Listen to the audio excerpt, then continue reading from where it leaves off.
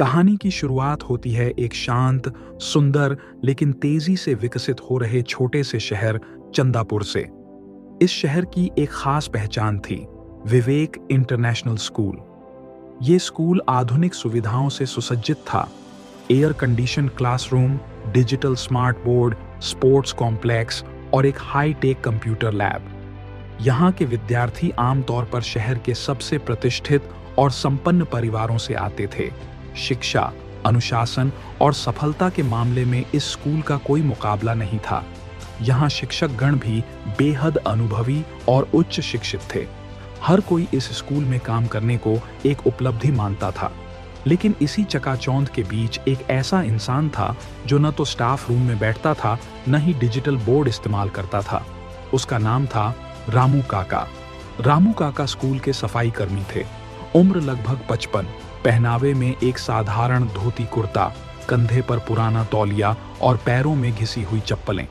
हर दिन सबसे पहले स्कूल पहुंचते, पूरे परिसर को साफ करते और जब सारे शिक्षक व छात्र चले जाते तब चुपचाप घर लौटते। स्कूल में कोई उन्हें स्टाफ नहीं मानता था, वो बस एक काम करने वाले थे।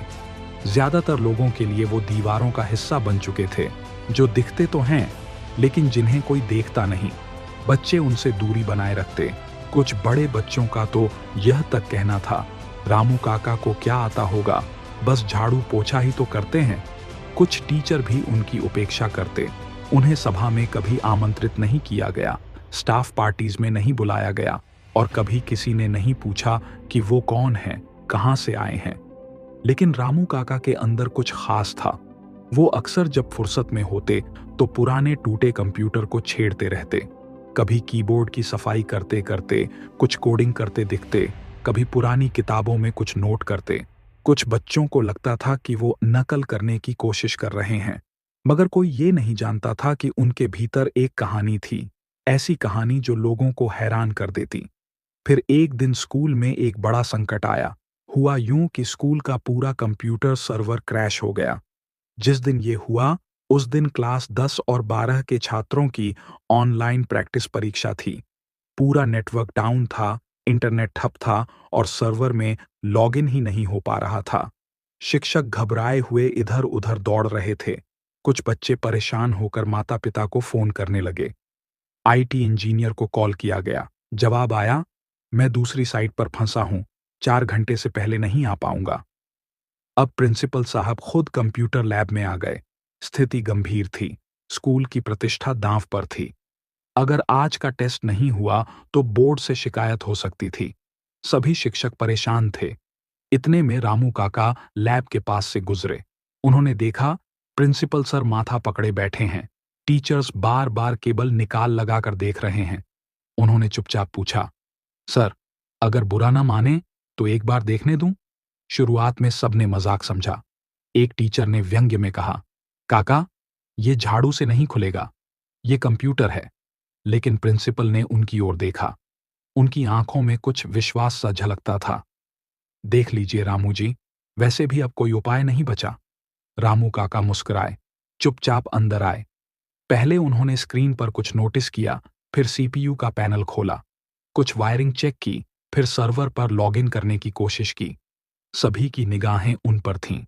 5 मिनट के अंदर जैसे जादू हुआ हो, सर्वर ऑन हो गया, नेटवर्क चालू। सभी कंप्यूटर फिर से चालू हो गए। बच्चे एक बार फिर लॉगिन करने लगे और सबसे बड़ी बात, सारा डाटा सुरक्षित था। पूरे कमरे में सन्नाटा छा गया। कंप्यूटर टीचर, रामू काका, ये आपने कैसे किया? रामू काका ने हल्के से मुस्कुराते हुए कहा, मैं पहले एक सीनियर नेटवर्क इंजीनियर था, बंगलुरु की एक बड़ी आईटी कंपनी में। Cloud server, networking, data security, ये सब मेरी दुनिया थी।